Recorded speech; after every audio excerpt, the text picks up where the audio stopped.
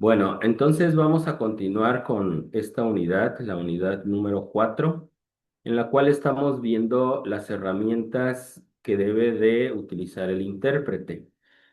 Y nuevamente hago énfasis. Las herramientas, estas son herramientas técnicas, teológicas, que nos van a ayudar a comprender mejor el texto bíblico, porque para eso es, o esa es la finalidad de la hermenéutica, hacer que el autor bíblico hable, que hable en su contexto y que el texto se entienda o lo entendamos como lo quiso expresar en su contexto original el autor y lo que entendieron los lectores originales del texto. Han pasado muchos siglos, ha habido cambios en semántica, la gramática la tenemos que comprender y ahora si las herramientas que vimos en la clase pasada eran herramientas que nos creaban el puente para hacer un análisis textual, es decir, hacer un análisis de las palabras, del texto, de sus estructuras. Las herramientas que vamos a ver en este momento, que son las herramientas de análisis del contexto, nos van a ayudar a entender la manera en cómo influyeron estas palabras en el mundo en el cual fue escrita la palabra de Dios. Es decir, si las herramientas de análisis textual nos ayudan a entender qué palabras se usaron, las herramientas de contexto nos permiten comprender el mundo en el que se pronunciaron. Y bueno, ahora vamos a ver tres herramientas específicas, tres herramientas especiales, que son los atlas bíblicos. ¿Y por qué es importante siempre tener un atlas bíblico en casa o como parte de nuestro maletín de herramientas cuando vamos a hacer un estudio bíblico? Muchas veces, y esto también lo mencioné en la clase de bibliología, vamos estudiando sin poner o profundizar y decimos, y se encontró Abraham con tres varones la encina de Mamre, al calor del día, pero nunca le echamos un vistazo a un atlas bíblico para saber dónde se estaba desarrollando esa escena. Entonces, es muy importante. Los atlas bíblicos nos van a proporcionar cuestiones geográficas que nos harán vivir el momento en el cual el autor había escrito. La geografía no es un elemento decorativo y por algo se dice. Y por ejemplo, cuando estudiamos el Evangelio según San Marcos, Marcos es muy geográfico y pasó de aquí para allá y se fue de aquí para allá. Entonces deberíamos de tener nuestros atlas, deberíamos de tener nuestros mapas para poder ver por qué. Y a veces es muy significativo. Dice, y llegó a la zona de Galilea, en donde gobernaba Herodes, y dices, ¿y por qué lo menciona Marcos? Lo tenemos que analizar. Y bueno, la controversia del matrimonio entre Herodes y Herodías. Y entonces dices, ah, por eso te lo está mencionando, porque ahora se está metiendo en el territorio de Herodes y ahora aún los mismos fariseos llegan con él y le preguntan acerca del divorcio para tentarle y más sabiendo que está en el territorio que le corresponde a Herodes. Entonces, todos esos tipos de detalles nos dan herramientas para poder enriquecer nuestra comprensión de la palabra y no pasar de noche los aspectos geográficos, ¿sí? El Atlas Bíblico es una colección especializada de mapas históricos, diagramas topográficos, rutas comerciales, cuestiones o reconstrucciones arqueológicas del mundo bíblico. Y teniendo en cuenta grandes regiones como la Mesopotamia, Egipto, Palestina, Grecia, Roma, todas en el transcurso del tiempo en el cual empezó a escribir Moisés hasta el tiempo en que escribió Juan, es decir, del año 1500 antes de Cristo al año 100 después de Cristo. Y aún antes de Moisés, comprender geográficamente ciertas cuestiones, la cuestión del imperio babilónico inicial, la cultura sumeria, la geografía en la cultura sumeria, los hititas, los asirios, etcétera, etcétera.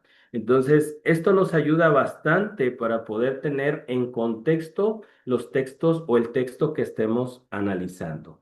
¿Y por qué es importante? Cuando nosotros tengamos los atlas bíblicos, nos ayudarán a evitar que cometamos cuestiones absurdas, algunos comentarios absurdos muchas veces o algunos errores de localización. Debemos de conocer bien la geografía y esto es clave para entender la teología, lo que corresponde a cuestiones salvíficas hasta cierto punto y cuestiones narrativas. Por ejemplo, cuando nosotros analizamos la narrativa de cuando Melquisedec salió a recibir a Abraham, si lo hacemos desde un punto de vista geográfico, de dónde se dirigió Abraham para ir a liberar a Lot, por qué dice salió, por qué se menciona a Melquisedec, desde un punto de vista geográfico vamos a comprender mejor a este personaje. Entonces, esto es muy importante. ¿Qué otra cosa nos puede ayudar, para comprender mejor el texto bíblico, las atlas?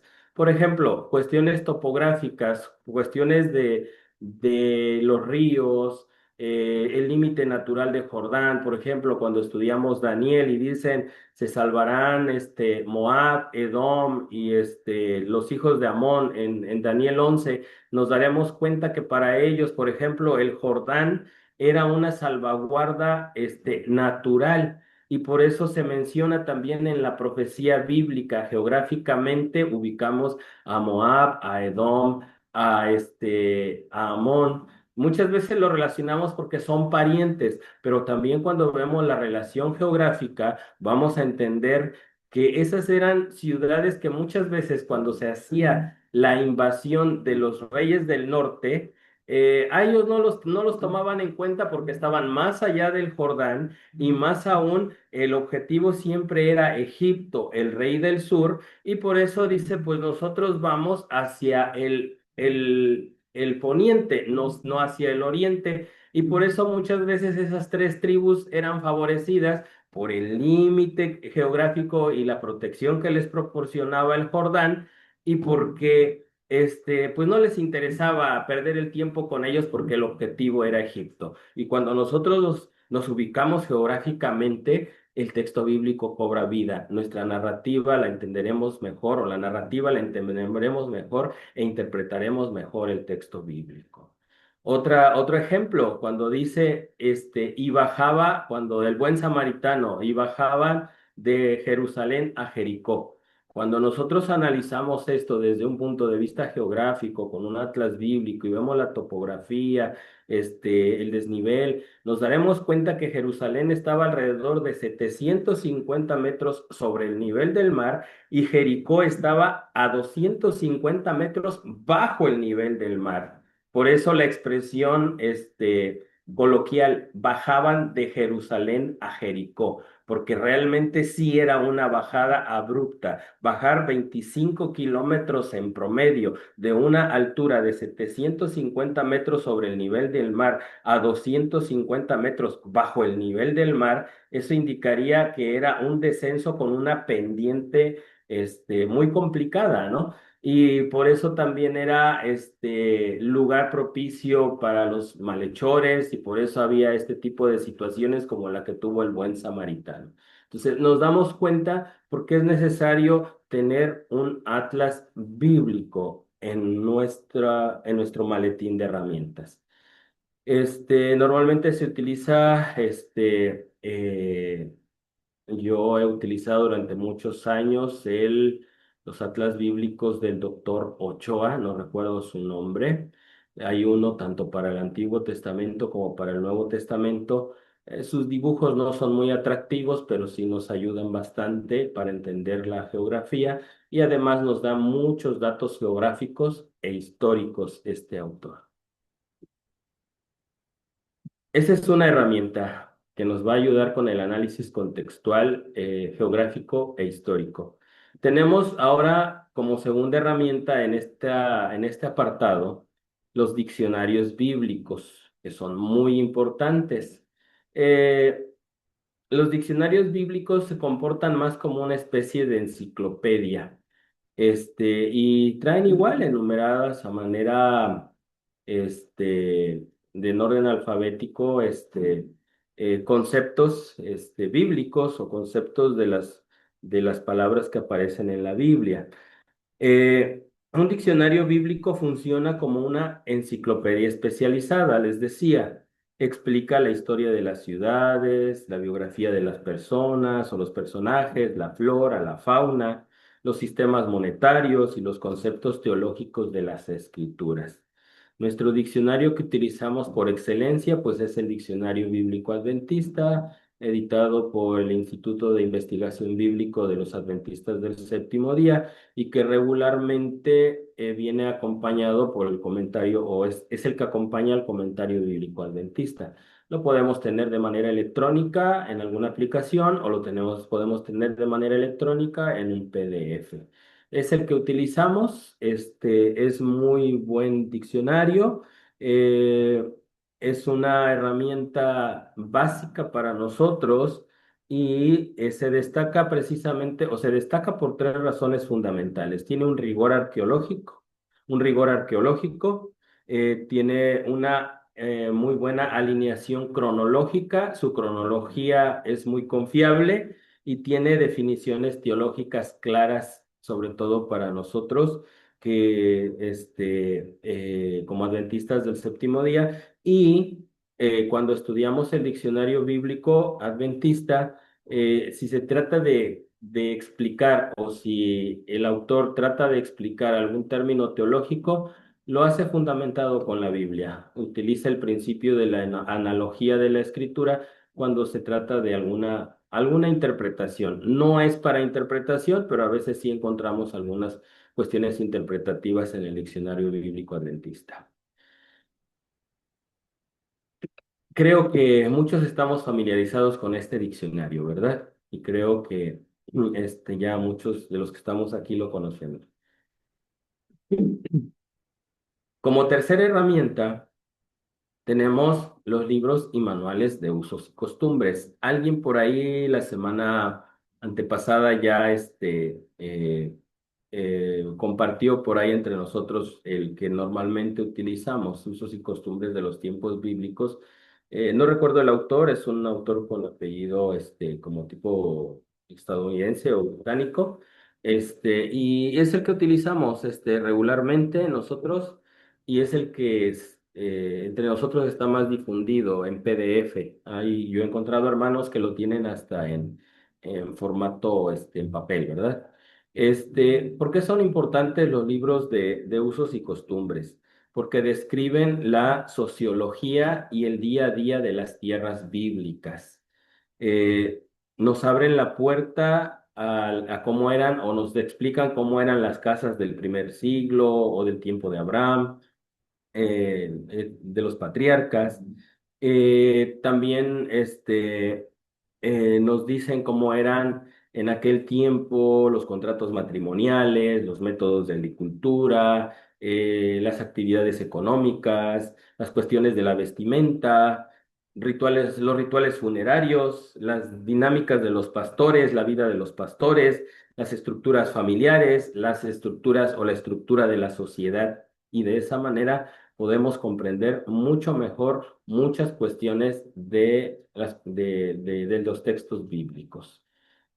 Por ejemplo, cuando nosotros nos vamos a los libros de usos y costumbres, pues nos hablan de las principales actividades económicas y podemos ver cómo estaban los estratos sociales, cómo eran las clases sociales en ese tiempo, la vestimenta, la distinción de la vestimenta entre el hombre y la mujer, cuál eran las cuestiones distintivas, etcétera. El libro se llama Usos y Costumbres de las Tierras Bíblicas de Fred White. Ese es el libro que por excelencia hemos utilizado últimamente. Hay otros libros que si bien no son de usos y costumbres, pero sí son contextuales, por ejemplo, los de Joaquín Jeremías, que nos ayudan a comprender el contexto histórico, geográfico, cultural de los tiempos bíblicos, sobre todo de los tiempos de Jesús. Hay un libro que se llama Palestina en los tiempos o en los días, en los tiempos de Jesús, de este autor que les dije, Joaquín Jeremías. Los libros de Flavio Josefo, que son históricos y culturales, nos ayudan demasiado.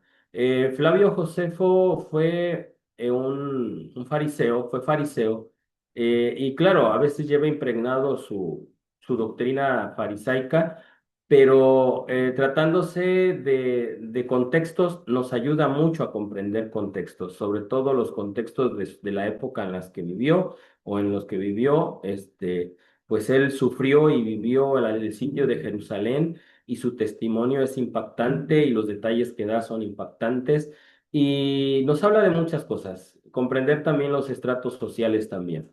Cuando nosotros leemos, por ejemplo, a Joaquín Jeremías, nos habla de cómo estaba constituido el estrato entre los sacerdotes, la situación que vivían los levitas. A mí me llamó la atención cuando leí que había en promedio unos 10,000 levitas en el tiempo de Cristo y que la mayoría pues prácticamente eran desempleados porque ya el, este, el sistema de diezmos y ofrendas estaba podrido en el tiempo aquel con los sacerdotes que eran impuestos por el Imperio Romano o por los favores que le debían a Roma o que le habían, que le habían hecho a Roma.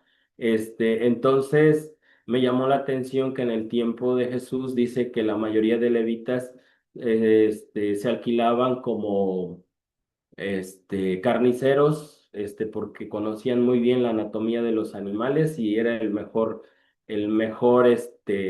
oficio que les asentaba a los levitas desempleados, ¿verdad? Entonces es interesante ese tipo de información porque nos ayuda a comprender incluso cómo se distribuía en ese tiempo las ofrendas, cómo se utilizaban los diezmos, cómo se utilizaban las primicias, etcétera, etcétera. Entonces, por eso es importante tener entre nuestras herramientas también los libros y manuales de usos y costumbres. Entonces, estas son las tres herramientas básicas que debemos de tener para analizar contextos y poder entender mejor el texto bíblico. Hay libros generales, por lo regular los pueden encontrar como Introducción al Nuevo Testamento, Introducción al Antiguo Testamento, en donde viene mucho esta cuestión de los contextos para poder entender el Nuevo Testamento. Ahora vamos a pasar a otra herramienta de consulta, otras herramientas de consulta teológica. Y quiero dejar claro que para estos existe una regla de oro. Estos se consultan al final, no son parte del desarrollo de la exégesis. Los comentarios bíblicos, las herramientas de consulta teológica se deben de consultar ya cuando nosotros hicimos la exégesis para hacer un comparativo de las conclusiones a las cuales nosotros llegamos aplicando los principios y las herramientas que nos proporciona la hermenéutica y nos vamos a dar cuenta, a mí me sorprende que cuando hago un análisis hermenéutico, una exégesis de X texto, ya que lo tengo, ya llegué a una conclusión y me voy a checar el comentario bíblico adventista, me sorprendo, o sea, que hay puntos clave en los cuales coincidimos. Puede haber algunas cuestiones accesorias en las cuales no coincidimos, pero el mensaje central que se quería entender o que se debería de entender de ese texto, coincidimos prácticamente. Es muy interesante. Y cuando nos vamos a los testimonios, pues de igual manera. Ahora, yo no quiero demeritar la cuestión de los testimonios, creo en los testimonios, pero también creo que así como decía la hermana Elena, que tenemos que estudiar la Biblia, nuestro análisis exegético tiene que hacerse con la Biblia. Y ya que tenemos un análisis exegético, podemos ir al espíritu de profecía, porque si bien la hermana Elena creemos que ella era inspirada por Dios, pero también la debemos comprender a ella también como una comentadora bíblica. Entonces, cuestiones que se le dieron bajo visión, ni hablar, o sea, el Señor habló a través de ella, pero cuestiones que ella comprendió también con el estudio de la Escritura o o con sus compañeros contemporáneos o con los pioneros de ese entonces, pues hay cuestiones que ya vamos, las comparamos y decimos, oh, sí, qué bueno que yo llegué a la misma conclusión que encuentro en en el testimonio. Nunca lo debemos hacer al revés, porque entonces vamos a ser prejuiciados y entonces vamos a analizar, vamos a iniciar un análisis exegético teniendo en mente lo que ya dijo X autor, lo que ya dijo Elena de White o lo que ya dijeron los editores del comentario bíblico adventista, y entonces ya nuestro análisis puede estar prejuiciado o está mal de origen.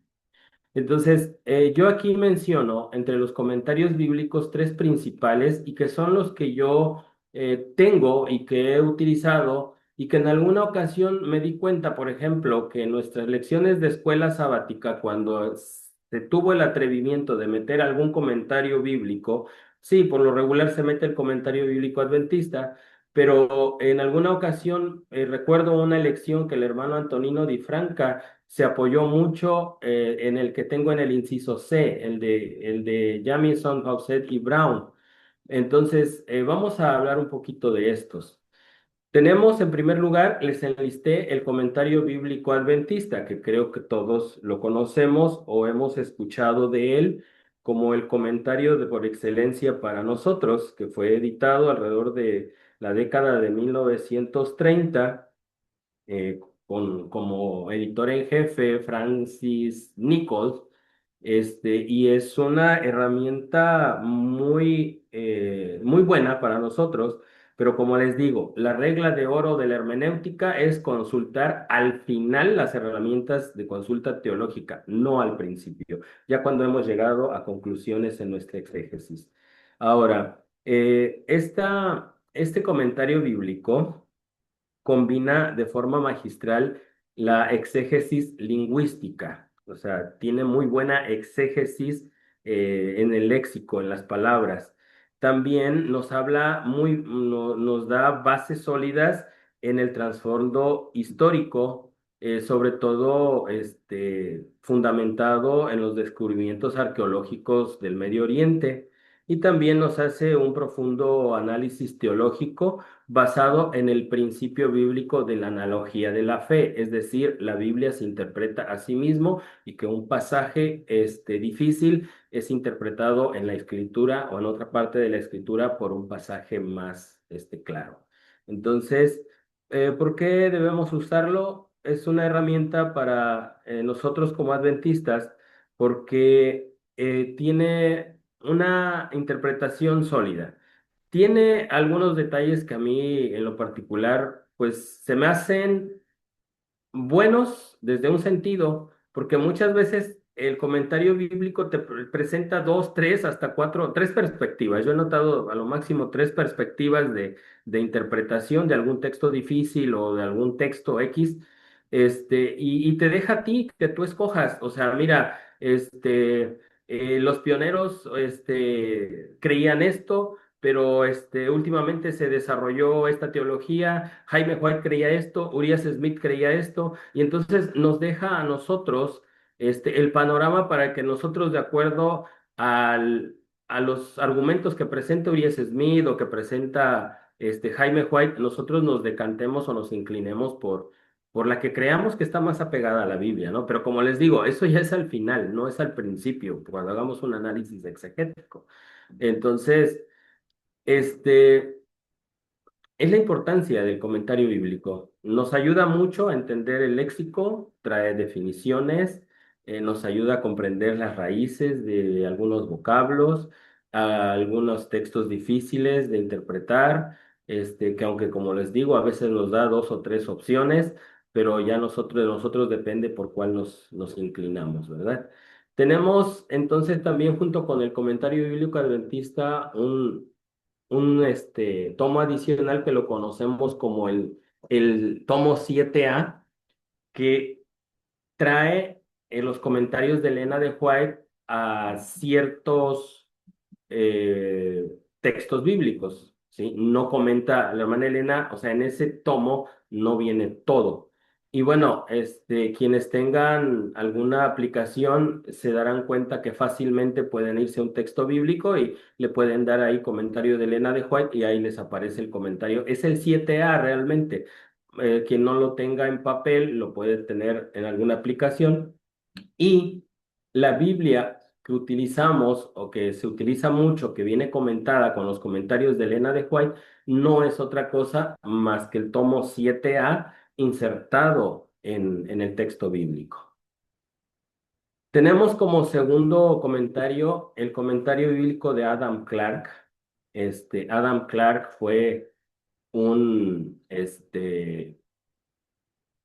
un erudito teólogo metodista. Tiene una teología muy, muy sensata, por decirlo, y quiero suponer que aún la misma hermana Elena tuvo acceso al comentario bíblico de Adam Clarke. Él escribió a principios del siglo XIX. Eso quiere decir que es muy probable que los metodistas, incluida la hermana Elena del movimiento Millerita, tenían ya conocimiento del comentario bíblico de Adam Clarke. ¿Cuál es su valor técnico de este comentario? Clarke dominaba los idiomas orientales y bíblicos, por lo que su comentario destaca de forma extraordinaria en el análisis filológico. Explica minuciosamente el peso de los verbos griegos y hebreos, la estructura de las oraciones y el significado de los modismos antiguos. Para serles honesto, hay mucho parecido entre el comentario bíblico adventista y el comentario bíblico de Adam Clarke. Yo me atrevo a decir que los editores, o sí, del comentario bíblico adventista tuvieron también como base el comentario bíblico de Adam Clarke. Como tercera herramienta, por aquí estoy incluyendo el comentario el comentario bíblico de estos tres personajes, Hamilton, Fawcett y Brown. Este fue publicado en 1871. Es considerado uno de los comentarios explicativos y prácticos más balanceados de la historia eclesiástica. Es muy sensato los comentarios de estos tres personajes. Este, Al parecer creo que es de origen bautista o está catalogado como un comentario bautista. ¿Cuál es su valor técnico? A diferencia de obras enciclopédicas anteriores, este comentario se abrevia como JFB para abreviar. Es sumamente condensado, directo y libre de palabrería innecesaria. Va directo al nudo del versículo explicando la geografía, el contexto histórico y se atreve a dar una lección espiritual en pocas palabras, en pocas líneas. Eh, ¿Por qué lo podemos utilizar? Es una herramienta de consulta rápida, portátil, excepcional para nosotros los investigadores. Históricamente, sus secciones sobre profecía apocalíptica han sido muy valoradas por los historicistas por su enfoque riguroso y su rechazo a las especulaciones futuristas de la época en la que ellos escribieron este comentario. Entonces debemos de tener presente, para mí estos son los tres que más podemos utilizar y que no implica un riesgo doctrinal. Debemos de ser muy cuidadosos al utilizarlo y poniendo énfasis en la regla de oro del uso de los comentarios bíblicos. Estos se consultan ya que hicimos un análisis exegético y hemos llegado a conclusiones con la pura Biblia y esto los utilizamos más para comparativos y para reforzar las conclusiones a las cuales nosotros llegamos. Entonces, el uso sabio de los comentarios, nos conectan con estos hombres teólogos que usaron un rigor lingüístico, contextual, conocimiento en lenguas bíblicas, y eso nos puede dar hasta nosotros una cierta confianza de consultarlos, pero debemos de tener la precaución de usarlas con mucha ética y en el orden correcto, como les dije, no ser lo primero en consultar sino ser lo último, ya que hemos llegado a una conclusión exegética con las herramientas y con los principios que nos propone la hermenéutica. Entonces, estas son las herramientas teológicas que podemos utilizar. Eh, Aquí quiero poner énfasis,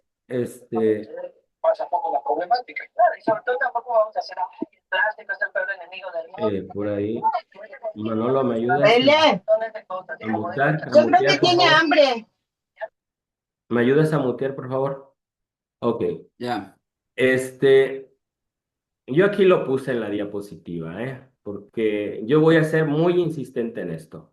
Los comentarios bíblicos se consultan siempre al final del proceso de estudio, nunca al principio. El estudiante debe realizar primero su propia observación del texto, analizar las palabras con la concordancia, reconstruir el escenario con el atlas y el diccionario y formular sus conclusiones preliminares. Solo entonces tiene permiso o podrá abrir los comentarios. Y bueno, ya para finalizar esta clase, eh, y se me pasó ponerlo en el PowerPoint, permítanme, pensé que lo había puesto aquí en el PowerPoint. Hoy no me preocupé por la cuestión de la clase, yo dije, hace 8 días hice todo y miren la sorpresa que me estoy llevando. Entonces, permítanme un segundo, voy a abrir el PDF para apoyarme del PDF, de la última parte de esta, de esta clase. Les voy a compartir en pantalla el PDF de la clase.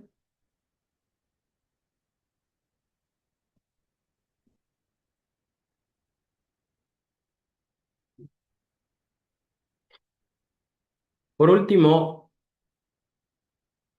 tenemos las herramientas tecnológicas modernas, softwares de estudio bíblico, y tenemos que aprovecharlas y tenemos que aprender a utilizarlas.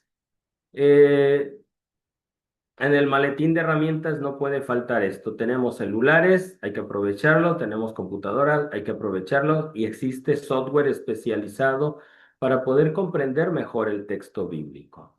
Les digo, no nos vamos a meter a cuestiones de interpretación de otras denominaciones o incluso de los desarrolladores de este tipo de herramientas, porque es lógico que si vamos a utilizarlo, quizá en algún momento va a haber un sesgo teológico, pero nosotros debemos de tener conocimiento de, sobre todo, los dos grandes temas de la Biblia, que es el conflicto entre el bien y el mal y el plan de salvación, para poder siempre encajar nuestra investigación en ese marco y nunca salirnos de la interpretación bíblica en ese marco de estos dos grandes temas, ¿sí?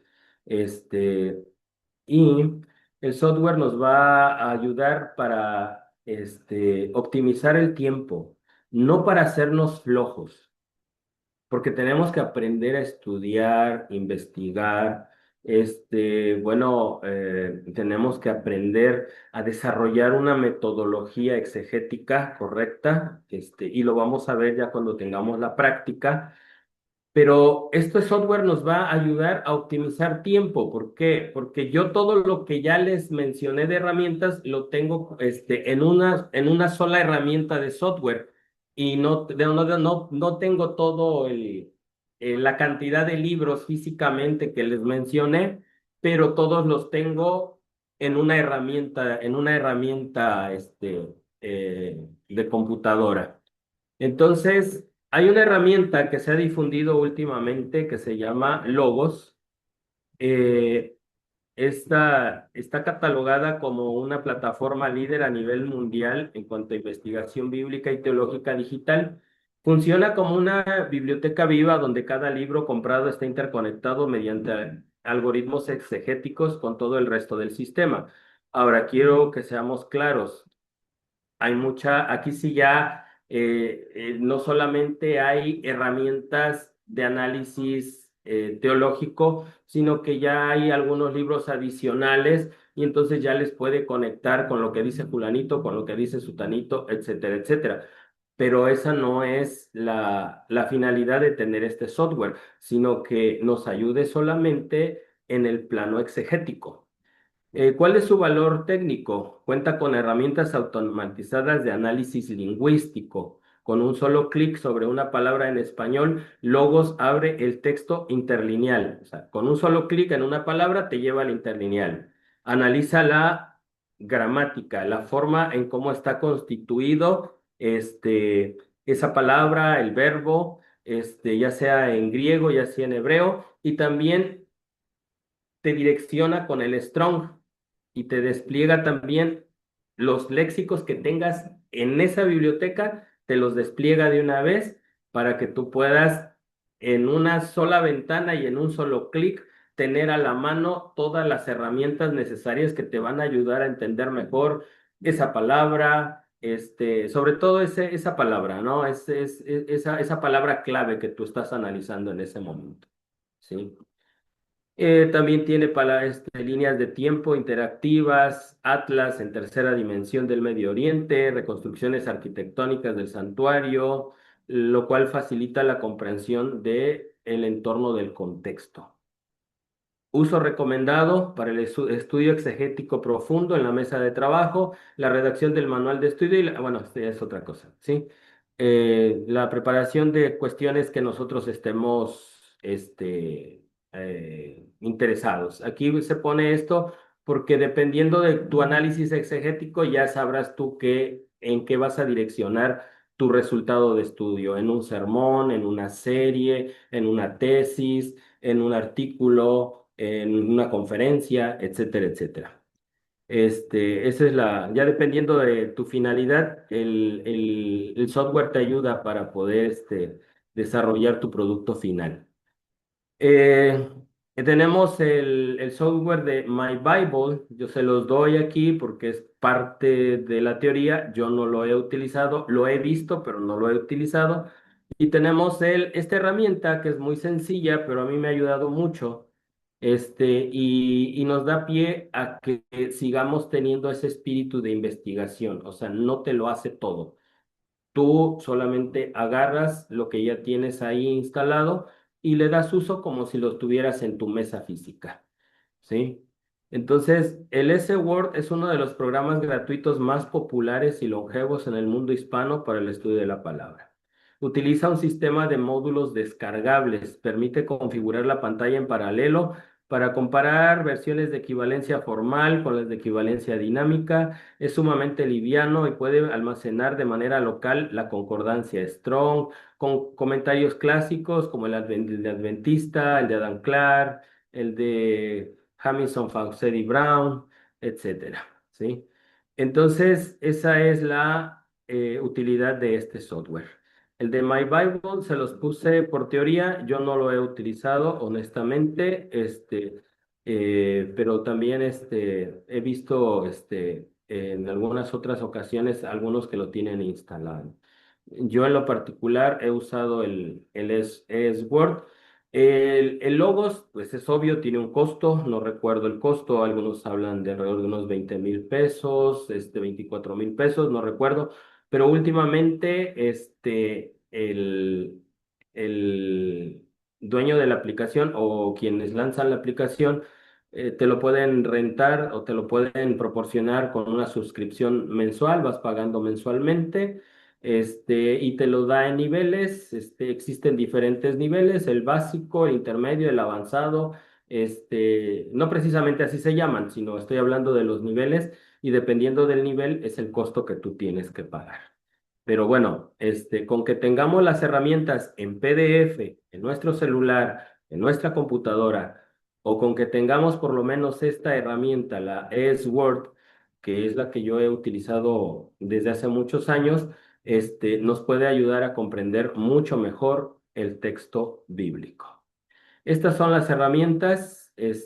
Con esta parte damos por terminada la unidad.